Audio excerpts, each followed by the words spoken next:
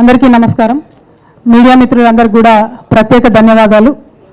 ఈ రాష్ట్రంలో జరుగుతున్నటువంటి ఒక ముఖ్యమైనటువంటి పరిణామానికి సంబంధించి పత్రికా ప్రకటన చేయడానికి ఇవాళ ఇక్కడ మేమందరం కూడా గుమికూడడం జరిగింది. ప్రత్యేకించి వేదిక మీద ఉన్నటువంటి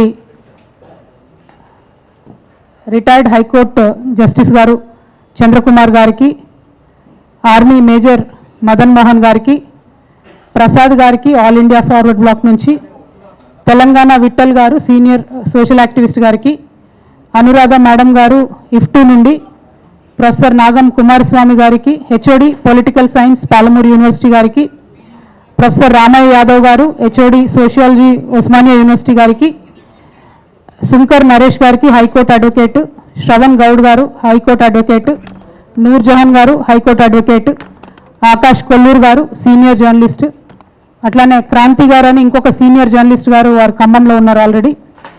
మరి వీరందరితో పాటు తెలంగాణ జాగృతి నుండి నేను, అట్లానే ఈ రాష్ట్రంలో చాలా బలంగా రాజ్యాంగ హక్కులు పరిరక్షించడానికి ఒక చైతన్యవంతమైనటువంటి ప్రజల భాగస్వామ్యాన్ని రాజ్యాంగం ఇచ్చినటువంటి హక్కులు పరిరక్షించడానికి ప్రతినిత్యం ప్రయత్నం చేస్తూ బహుజనుల గొంతుకగా మరి పేద ప్రజల పక్షాన పోరాటం చేస్తున్నటువంటి డిఎస్పీ అధ్యక్షులు డాక్టర్ విశార్వన్ గారు, వారికి అందరికీ కూడా మళ్ళొకసారి నమస్కారం తెలియజేస్తా ఉన్నాను.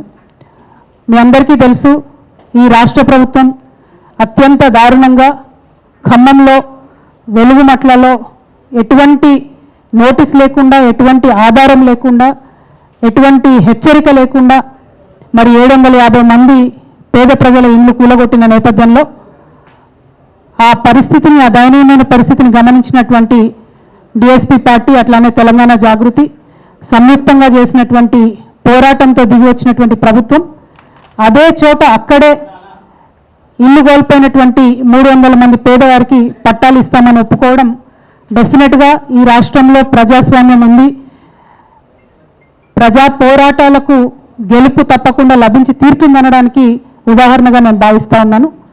దాంతోపాటు మరొక 111 మందికి కూడా వివిధ గ్రామాలలో పట్టాలు ఇస్తామని ప్రభుత్వం చెప్పడం కూడా మరి వాళ్ళ ఒక అడుగు ముందుకేసినట్టని మేము అనుకుంటున్నాం. కాకపోతే ప్రభుత్వం కూలగొట్టింది 750 మంది ఇండ్లు, ఇస్తామని చెప్పింది 411 మందికి. అందులో అనేకమైనటువంటి అభ్యంతరాలు వ్యక్తమవుతూ ఉన్నాయి. అనేక మందికి ఇంకా కూడా మాకు అన్యాయం జరిగిందనేటటువంటి భావన మాకు రిపీటెడ్గా క్షేత్రస్థాయి నుంచి వస్తున్నటువంటి సమాచారం ద్వారా మేము తెలుసుకున్నాం. ఆ తర్వాత డాక్టర్ విశార్వన్ గారు మళ్ళీ ఒకసారి నిన్న ఖమ్మంలో మరి పరిస్థితి ఏంటి, ఇట్లా జరుగుతుందని తెలుసుకోవడానికి వెళ్ళినప్పుడు వారిని నిన్న కూడా మళ్ళీ అరెస్ట్ చేసి, నిన్న కూడా డే అంతా నిర్బంధించి, అక్కడ కలెక్టర్ గారు కనీసం అపాయింట్మెంట్ ఇవ్వకుండా, జాయింట్ కలెక్టర్ గారు కనీసం అపాయింట్మెంట్ ఇవ్వకుండా అన్యాయంగా మరి అసలు జరుగుతున్నది ఏంటి, ఈ ప్రొసీజర్లో క్లారిటీ ఏంటి అనేటటువంటి పారదర్శకత లేకుండా, ట్రాన్స్పరెన్సీ లేకుండా ఎందుకు ప్రభుత్వం వ్యవహరిస్తుందనేది అర్థం కానటువంటి విషయం. మరి ఏ ప్రభుత్వమైనా డెమోక్రసీలో ట్రాన్స్పరెన్సీ అనేది అత్యవసరం కాబట్టి ఆ ప్రభుత్వం నుంచి ఈ క్లారిఫికేషన్ రాబట్టాలన్న ఉద్దేశంతో మరి మేము ఆలోచిస్తున్నటువంటి సందర్భంలో జస్టిస్ చంద్రకుమార్ గారిని మేము సంప్రదించడం జరిగింది. వారిని సంప్రదించిన అట్లనే ఈ సమాజంలో చాలా నిస్వార్థంగా పనిచేస్తున్నటువంటి అనేక మందిని కూడా మరి ఈ సమస్యను వివరించినప్పుడు వారందరి నుంచి వచ్చినటువంటి రెస్పాన్స్ ఒకటే. ముఖ్యంగా జస్టిస్ చంద్రకుమార్ గారు మీకు తెలుసు, మన రాష్ట్రంలో అనేక రోజుల నుంచి పోరాటం చేస్తున్నారు. ఆర్మీ మేజర్ మదన్ మోహన్ గారు వారు చెన్నై నుండి ఉన్నారు. ఈ సంఘటన అంతా చూసి స్పందించి మరి అసలు ఈ విషయం ఏంటి మేము కనుక్కుంటాము అని చెప్పి వారు మమ్మల్ని కోరినప్పుడు మేము ఇంట్రెస్ట్ ఉన్నటువంటి వాళ్ళందరినీ కూడా మరి ఈ విషయం కనుక్కోనండి అని చెప్పి మేము వారిని సంప్రదించడం జరిగింది. ఆ తదుపరి కార్యాచరణ తీసుకొని మరొక కమిటీగా వాళ్ళందరూ కూర్చొని ఏర్పాటు చేసుకున్నారు. అందరూ కూడా చాలా సీనియర్సు, అందరూ కూడా జర్నలిస్టులు, లాయర్లు, professors, retired high court judge, army major గారు, వీరందరూ కూడా ఇవాళ మన తెలంగాణ పేదల పక్షాన నిలబడడానికి రావడం, వారి ఉద్యోగాలు చేస్తూ వారి సమయం ఇవ్వడం అన్నది నిజంగా కూడా వారిని నేను మనస్ఫూర్తిగా అభినందనలు తెలియజేస్తున్నాను, ధన్యవాదాలు తెలియజేస్తా ఉన్నాను.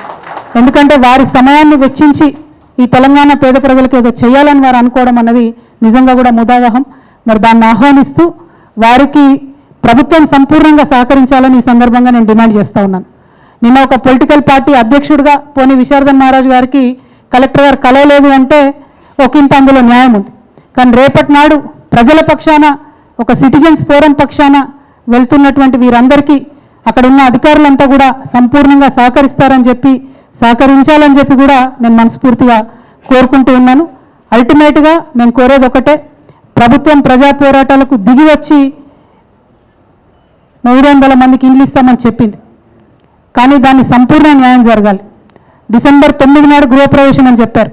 ఈ 8 నెలల కాలంలో మరి ఆ పేద ప్రజలు ఎక్కడ ఉంటారు, వారికి సంబంధించినటువంటి హౌస్ రెంట్ ఏంది, స్కూల్ ఖర్చులు ఏంది, జరిగినటువంటి నష్టానికి పరిహారం ఏంది, ఇటువంటి అనేక అంశాలు కూడా మా ముందున్నాయి. కాబట్టి వీటినంతా కూడా కంప్లీట్గా సంపూర్ణంగా ఈ ప్రజలకు న్యాయం జరిగేంత వరకు మేము ప్రయత్నిస్తాం. మరి కమిటీగా ఏర్పడి వెళ్తున్నటువంటి వారికి కూడా అక్కడ ఉండేటటువంటి స్థానికంగా జాగృతి కార్యకర్తలు అందరూ కూడా సహకరించాలని కోరుతూ, అందరికన్నా ముఖ్యంగా ప్రభుత్వం సహకరించాలని చెప్పి నేను డిమాండ్ చేస్తూ ఉన్నాను. ఈ సందర్భంగా ఇవాళ రాష్ట్రంలో జరుగుతున్నటువంటి అంశాలను కూడా మనందరం ఒకసారి గమనించుకోవాలి.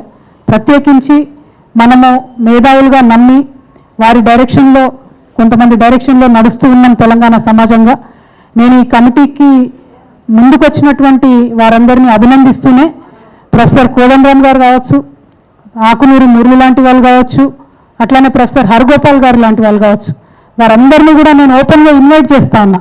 రండి, మీరు ఒకసారి ఖమ్మం వచ్చి చూడండి దయచేసి. ఎంత కర్కశంగా, ఎంత దారుణంగా, ఎంత అన్యాయంగా అప్పటికప్పుడు కట్టుబట్టలతో బయటకు వెళ్ళగొడితే పేదవారి పరిస్థితి ఏమవుతున్నది చూడండి. చూసి ప్రభుత్వానికి మీరు కూడా సలహాలు సూచనలు ఇవ్వండి. నేను డాక్టర్ విశారదన్ గారు పోతే మమ్మల్ని అరెస్ట్ చేసి జైళ్ళలో పెడుతున్నారు. మీరు ప్రభుత్వంతో కలిసి పనిచేస్తున్నటువంటి వ్యక్తులుగా మీ సలహాలు సూచనలు తొందరగా స్వీకరిస్తుందో ప్రభుత్వం మాకు తెలియదు. కానీ మీరు ఇది కరెక్ట్ సమయం, సందర్భం, పేదల పక్షాన నిలబడాల్సినటువంటి సందర్భం. ఒక మేధావి మౌనం సమాజానికి చాలా నష్టం చేస్తుందని చెప్తారు. మౌనం పాటించకండి దయచేసి. ప్రొఫెసర్ కోదండరామ్ గారైనా, ఆకునూరి మురళి గారైనా, ప్రొఫెసర్ హరగోపాల్ గారైనా, మీరంతా ఇది కరెక్ట్ సందర్భం. ఖమ్మం ప్రజల్ని, వారి కష్టాలని గమనించవలసిందిగా నేను కోరుతున్నాను.